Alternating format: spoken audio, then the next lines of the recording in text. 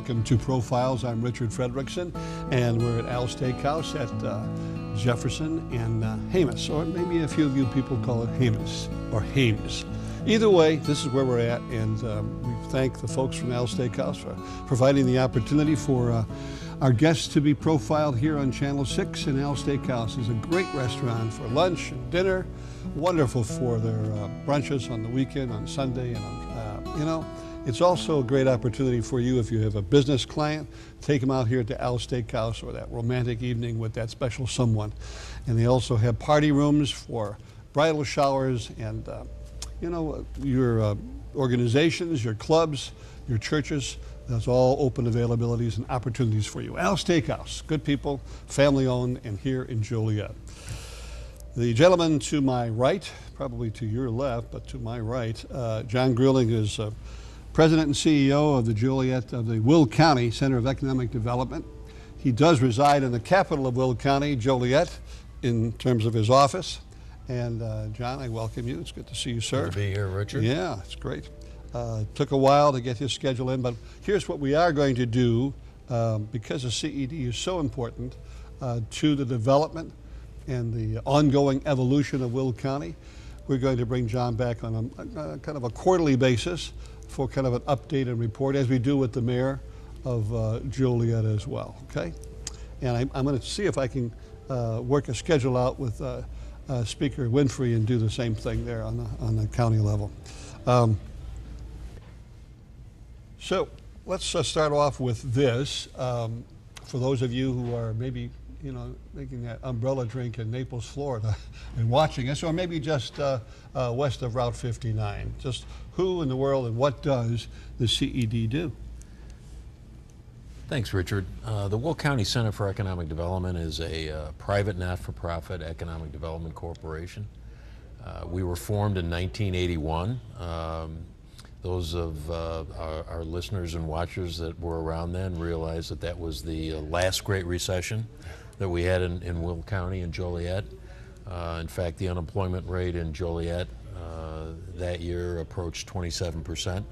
We'd lost thousands of manufacturing jobs, steel mills, Caterpillar dropped many thousands of employees. The Joliet Arsenal was beginning their shutdown.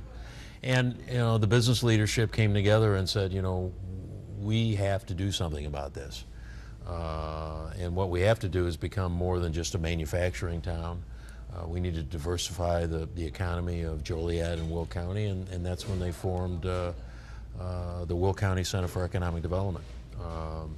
Our primary purpose, and our mission statement has basically been the same since 1981, help existing businesses expand and grow, and recruit new companies. We've spent a lot of time in the last 20 years active on the new business recruitment side, and with the outcome being creation of quality jobs, increasing the tax base, creating wealth. If people have jobs, they buy trucks, they buy houses, they go fishing, they do all of the things that make a strong quality of life that we have here in Will County. And another component of our work, as you know, has been focusing on making sure the right investments are made in infrastructure in Will County at the right time. And we're certainly in one of those times right now. Will County, right now, today, you'll be watching us in June. We'll be on in the first week of June. We're in pretty good shape. We're in great shape. Our unemployment rate in the county for the last year and a half have been at historic lows. We peaked during the last recession about 12.9%. Last few months, last 6-7 months, we've been at 3.5%, 4%, 4.5%. Literally full employment. So if you live or want to work in Will County, there is a job for you. Yeah. And that's the good news. Tax proceeds are up. New businesses continue to flock here for a lot of reasons, not the least of which is our location, our transportation assets. And you've heard me say this before, our leadership has a lot to do with that. Communities are more than just streets and water and sewer lines and houses and buildings. It really is the people. And when you have leadership committed to making a strong local economy and a great place to live, work, and play, that really is the secret sauce to successful economic development. Yeah, we're going to talk about infrastructure and the capital bill and all of that, but a thought just as I drove over here today, thinking about this. This is news as of this day in May, and you're going to be hearing more about it in June, and that is the untimely notice of the death of malls. And our mall, the Louis Joliet Mall, is doing extremely well. I've personally been there to see what's happening there. And they've got new restaurants coming in and new businesses coming in. And then we're told anyway, by both Joliet and Plainfield, that corner, I think it was called the Boulevard years ago, that sign is still there. But that was a planned development, I don't know, what, 10 years ago? Or It was right before the recession. Yeah. We actually had 4 regional mall type projects in Will County at that time that were being planned. Yeah. And none of them got none built. of them got. But now we think that that's going to take place. Yeah. That will be not a detriment to Louis Joliet Mall, because I think it will be a magnet for shoppers, particularly if that Costco store comes in. Yeah, it complements the concentration of retail activity at the Route 30 I-55 interchange. And you know, in spite of losing, you know, Sears and Carson's and you know, the big box retailers are certainly going through some big challenges, but mall owners, certainly Starwood and that group, they're trying to be innovative. They're trying to, you know, take things to the next level. And you know, the investment made in the movie theater there, some of the new restaurants that are being planned. I can't wait for that Cajun boil place. That'll be fun. No, seriously. I mean, it really is a beacon for the retail industry in this whole region, and they've done a good job of holding their own. Yeah. I promise you we'll get to the capital bill and the infrastructure, but let's transition to and continue on that line of sharing. At I-80 and I-55, maybe an explanation again of what is proposed for that area. It's not really a shopping mall, but it is I think a relatively unique concept. Yeah, I call it a lifestyle development, actually. Cullinan Properties out of Peoria, a big developer, a lot of successful retail mixed-use projects around the Midwest. You know, they took over that 200-plus acreage site that O&S Development out of California was banking on, again, right before the recession. And they've come up with a very significant mixed-use, retail, residential, commercial, office, you know, maybe even some light manufacturing development that will literally become a major destination for the whole Chicago metropolitan area. I mean, if you look at what cities like Rosemont have done, utilizing their location features close to O'Hare, close to the Tri-State, close to the Kennedy, we're in a very similar transportation asset situation here. The population isn't quite here yet, but it's coming. We're continuing to see new housing construction. Plus, we serve a part of Illinois that is not served very well at all by the local communities, certainly as you get more into the rural areas. You know, they flock to places like Louis Joliet Mall. And I think this location, this Rock Run Crossings, which is the name of it, will provide entertainment, restaurants, movie theaters already been announced. We're going to see hotels. We'll see some retail. I think it'll be more boutique-y. I mean, we may even see, and I don't know this for a fact, but you know, maybe something along the lines of one of these Amazon bricks and mortar stores. Yeah. Apple. I mean, there's a lot of e-commerce businesses that are opening up storefronts, and I think that's part of the next wave of retail. And I think this project, you know, it's a good thing the leaders in Joliet, the mayor and the city council, have the vision and the foresight for this. They need to make the investments to bring these kinds of companies here, and certainly the state of Illinois has stepped up to help with that expanding interchange at Route 59.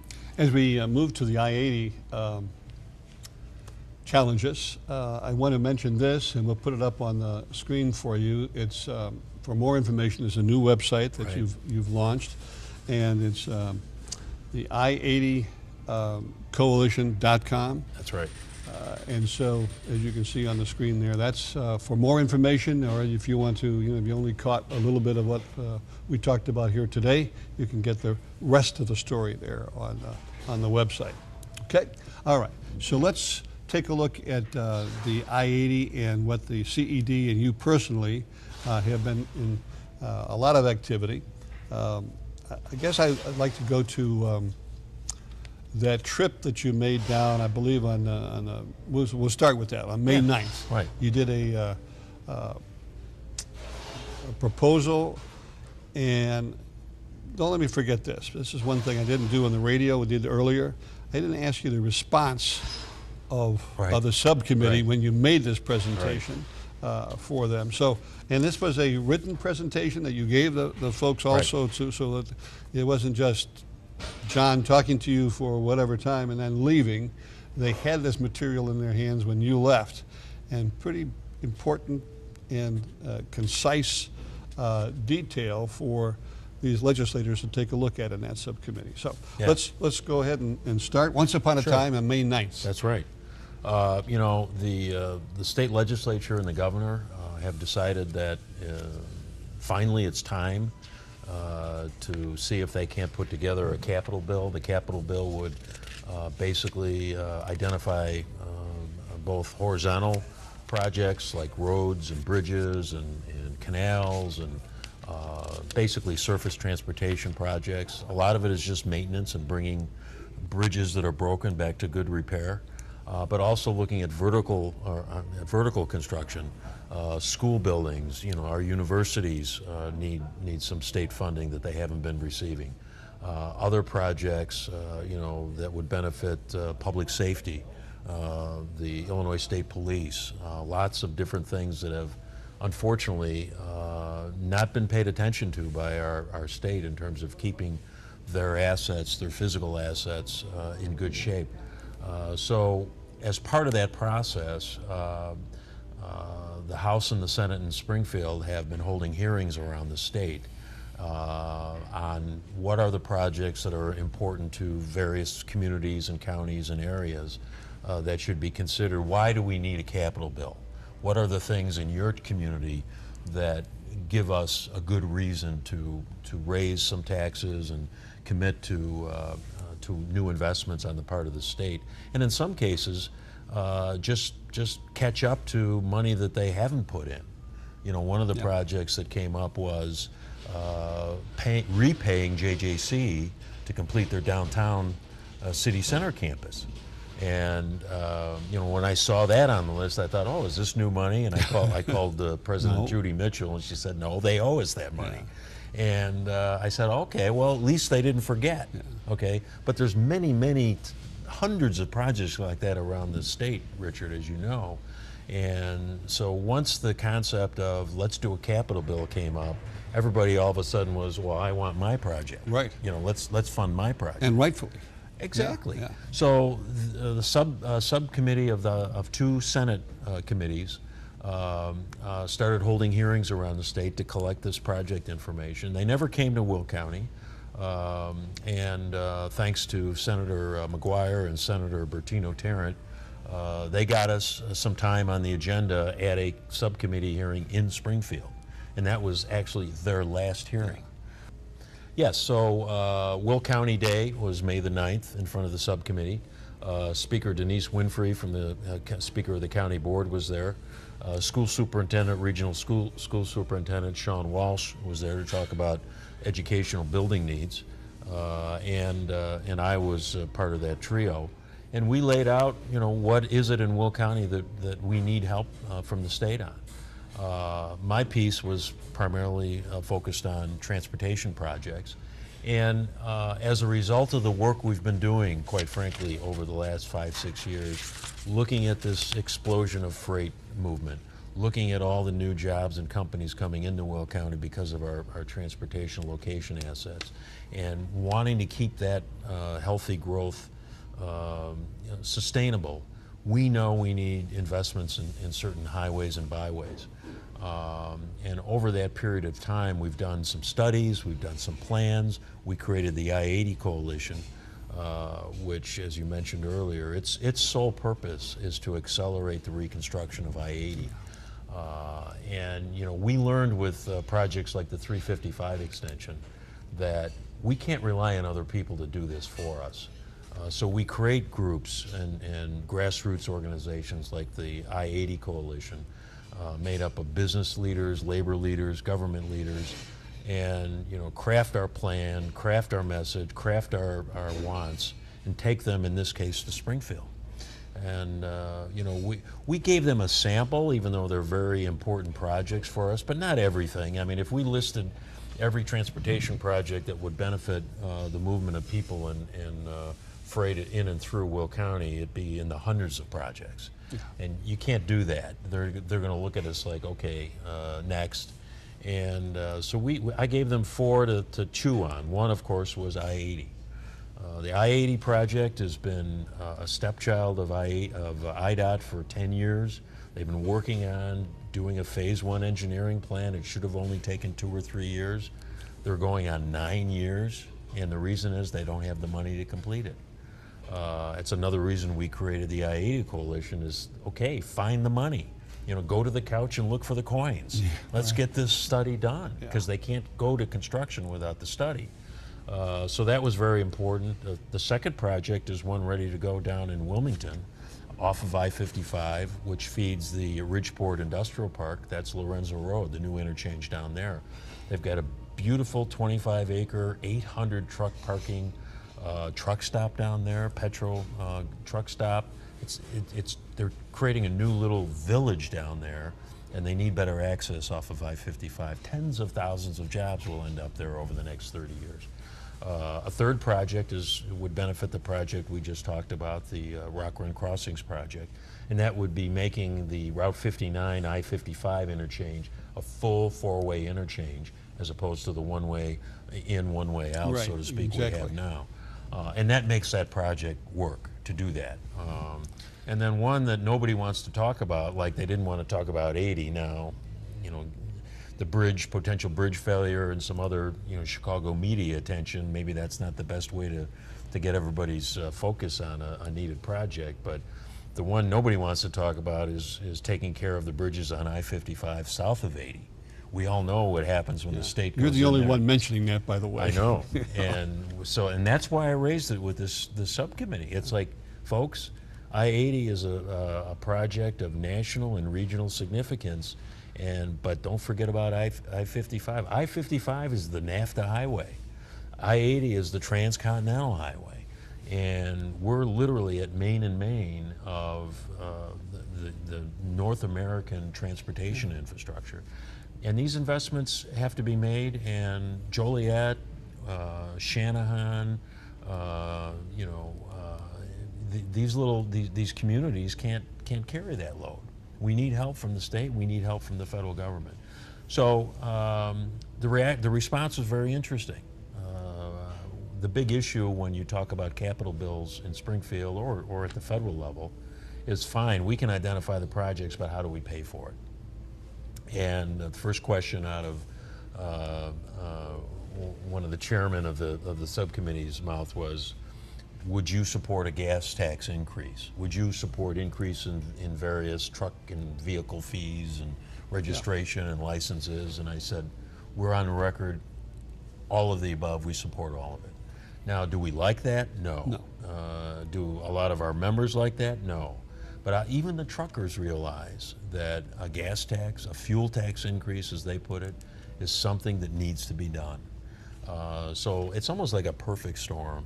You know, we've created this juggernaut of logistics distribution activity. We've put a lot of pressure on the infrastructure in the community. We've gotten the attention of people that can make a difference in terms of funding these projects. And yes, we have to stand up and say, we agree with raising taxes to do this. We've even gone so far, as you know, to consider maybe parts of 80 should be a tollway. That's not part of the discussion as far as the capital bill is concerned. But at the end of the day, the I-80 Coalition is committed to looking at all different options to pay for that project. And at the end of the day, it may become, like I said, part of it or all of it a tollway if that's the way we can get it done. Yeah. So the other thing they wanted to know, though, and this is, we didn't talk about this before, Richard, the other part of the capital bill is to do this vertical construction. GSU, for example, the only state university in Will County. In Will County. In Will yes, County. yeah. Thank you, Dr. Mayman. She reminds me that every time I see her, and I love her. The reality is there's deferred maintenance on her buildings on the campus there. The private universities are in line to get some public funding that they will match their own dollars with. But there's been no identifiable revenue source for that. They've talked about marijuana taxes and a plastic bag tax. Nobody wants that. Whether or not there'd be a new gaming bill that would create new gaming revenues, tax revenues for these kinds of things. It's even with only 2 days left in the session here, it's still somewhat up in the air. But Senator Sandoval, chairman of the committee, asked me, would you support vertical construction as part of the capital bill? I said, of course I would. Yeah. We need this investment. He said, well, how would you plan to pay for it? What is the business community going to do to help pay for this? And I thought about it for a minute, and I said, I don't have the state answer to that, but I know in Will County anyway, for the last 20 years, we have increased industrial space from 50 million square feet to 185 million square feet. And I can tell you the amount of local property taxes that are being generated by that new development, I think we've got our portion of the vertical construction revenues covered. It's there. It's there. Yeah. Now, the state has to do their job. But our schools are healthy. Our K through 12 schools are all benefiting from this big development that's been going on here. You mentioned, the state on I-80 and the capital bill, which is $2 billion, a little north of $2 billion A year. a year. Right. What about the feds? I mean, this traffic, by the way, if you don't know this, you should, that the traffic on I-80 is not, it's insignificant local traffic, but it is significant interstate traffic or almost coast-to-coast traffic. Right. And there's a GDP factor in here that I would think that the lobbyists could go to Washington, or our senators and our House representatives could get some attention to the fact that if that bridge goes down, or we've got constant gridlock on I-80, Right. that the GDP will be affected. Well, 3.5%, our Will County Community Freight Mobility Plan that was completed just about 2 years ago now, identified that the value of the freight moving in and through Will County annually represents 3.5% of the U.S. gross domestic product, well over $620 billion. And God forbid there's a bridge failure. We don't think that's going to happen. But one of the options for IDOT right now is to close, one or both legs of that bridge. And that traffic, I mean, we all know there is no alternative to I-80, especially in that span between, say, Larkin and Briggs. No. You can't run trucks through downtown. Route 6 can't carry that. And so when you start looking at trying to divert all of that car and truck traffic, I mean, it's a hornet's nest for Will County. And you can see that any day, almost once a week at least, there's a significant accident either at the bridge or at Richards or at Center weekly. And fender benders probably on a daily basis. Right. And then you've got traffic backed up almost to Minooka. Right. It's not a easy place. And I was on there just a couple of days ago coming from the Orland Park area and going west. And we were backed up almost to, New Lenox. Oh, yeah. And if you go the other way, you're backed up almost at least to Hobart Road. Right. So. And it's anytime you get on 80, just about at any interchange, certainly in Will County, it's dicey. Yeah. You may not see a lot of traffic, say, going through the Hobart interchange, but you know, there's not too many options once you get on at that location. And oftentimes, as you suggest, that between the bridge and Larkin and Hobolt, that's a horrible stretch of I-80. So the key here is, you know, if the feds do a capital bill like the state's contemplating, it's going to be very big. We know that. The Trump administration has talked about a $2 trillion capital bill, and almost all of that would go to, a good percentage of it will go to transportation infrastructure. But unlike prior years, we believe the federal money, instead of, let's take a project like I-80, under the prior capital plans at the federal level, or transportation authorization bills, they would pay the state 80% of the cost to rebuild I-80. And then the state would have to come up with 20%. And that generally would come from their own motor fuel tax funds. Trump came in and said, we're not going to pay that, we're going to require local matches to be much bigger. And at some point, some of his folks at USDOT were talking about reversing that formula. So the feds would put up 20%. In the case of I-80, we're talking about basically a $1.1 billion project. The old formula, the feds had come up with $800 million, and the state would have to come up with $220 million. Under the new proposed formula, it would be, the state would have to come up with $800 million.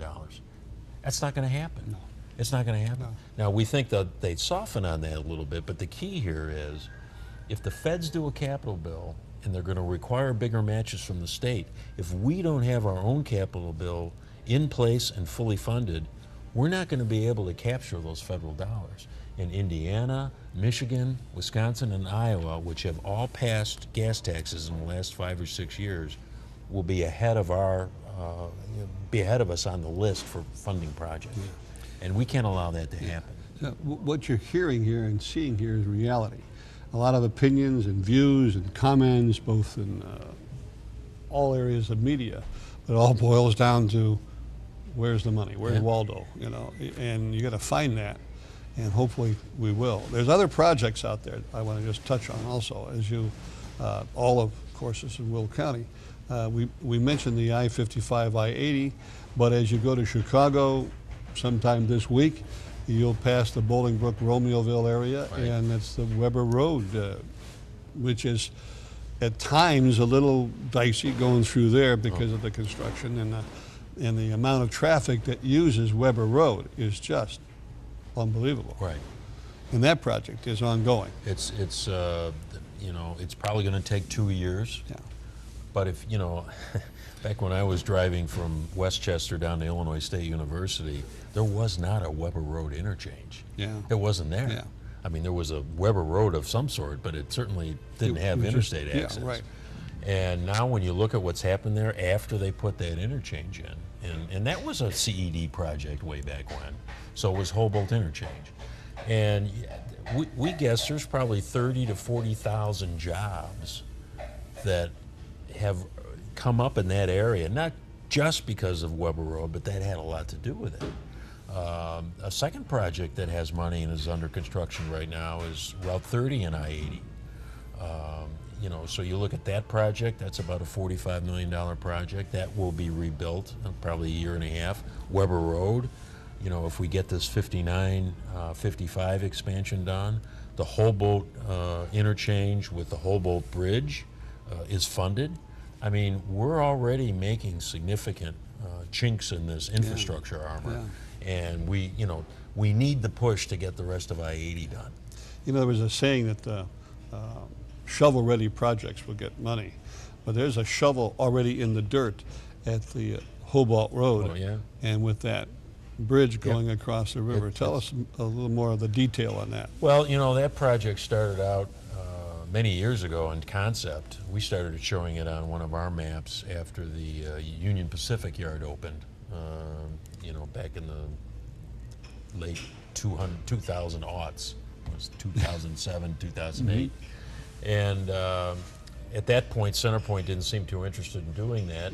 The state wouldn't do it because it was just going to feed essentially one big project. But we continued to work on it, and all of a sudden, under Governor Quinn, there was some private sector interest, maybe build a private bridge. We had a lot of investment funds, national and international funds, that were looking at that.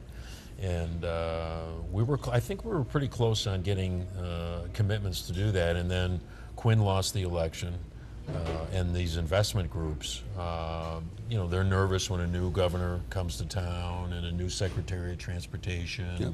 And they said, we'll come back and look at this later. We're not going to do this right now. Well, the good news from that was CenterPoint stepped up and said, okay, we're going to take some ownership here. And that turned everything around. So that's when the state made the commitment to put up the money for the new interchange.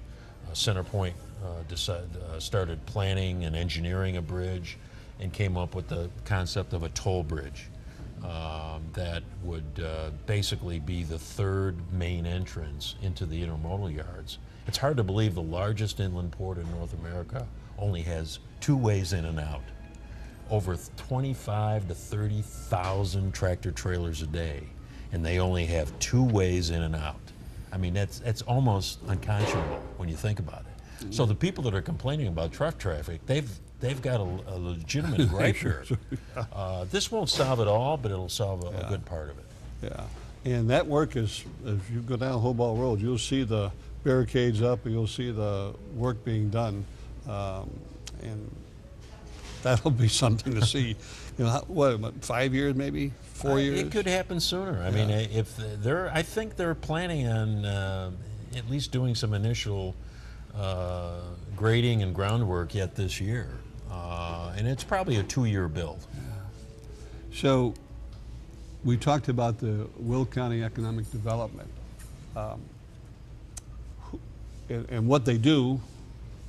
You kind of detailed that for us, but what makes up that? I mean, who are these people? Who's behind the curtain? Yeah, who's behind the curtain? Well, we're a community-based organization like most economic development groups, and we have the majority of our funding comes from private corporations, and we've always sort of lived by that. About 80% of our funding, on average, has come from private companies that have a stake in the future Will County economy, and so they should financially participate. We have an excellent partnership with the public sector. We probably have 25 of the 37 municipalities in Will County members of our organization. The county is a big supporter. But we don't want to receive too much public money, because if the wrong speaker or county executive or mayor got elected, and not wrong, but let's say they got elected and they didn't like economic development, right, or they didn't like me, yeah, we're going to pull the funding. Now we would be hurt by losing that much of our revenue, but we could still basically provide our core services, and that's what our leadership has always believed, that no matter what, we want to be sustainable with this group. 38 years as an organization is a long time for a community-based organization. Because those organizations don't always last that long. They don't last that long, and part of the reason, Richard, is because they receive federal money, or public money, right, and that always goes like this. Yeah. So we think it's sustainable, the model's sustainable. We have very large corporations that are investors. We have very small corporations that are investors. But to the company and to the individual, they're committed to creating a Will County that is desirable for business and people. Yeah, and you have, from my observation anyway, you have pretty good relationship on both sides of the aisle. Yes. On our elected officials, either from the village, the cities, the county, and the state. Yeah, and that's a challenge for us, because obviously we operate in a very political environment. But when I came to town, 18 years ago now. And you were 14 years old? I was 14 years old, yeah. I was just out of high school. But I realized that we can't be an R group or a D group, or even quote an independent group. We have to work with who's ever in office, whatever government is in charge, so to speak. And that's not always easy to do. But once you portray yourself as not beholden to one group or another, we get more respect because of that. And they're not always going to agree with us, but they see us in these sometimes rather animated discussions with both sides of the aisle. A lot of people think we're just a bunch of Republicans that want big business to take over everything, and that's not true. I mean, I think sometimes people think the CED wants to pave Will County wall to wall. Well, if we did that, we wouldn't have Medewa and Tallgrass Prairie. We wouldn't have 20,000 acres of permanent open space that's going to create a huge ecotourism industry in this county over the next 100 years. I mean, we got to have those things that make us a quality place to live and do business. Yeah. John, thank you so much. You. Appreciate it. Sharing. John Greuling will be back in another quarterly report coming your way. The contact information for the Will County Center of Economic Development will be on the screen as we close out here today, as well as the website. So thank you for watching, and we'll see you next time.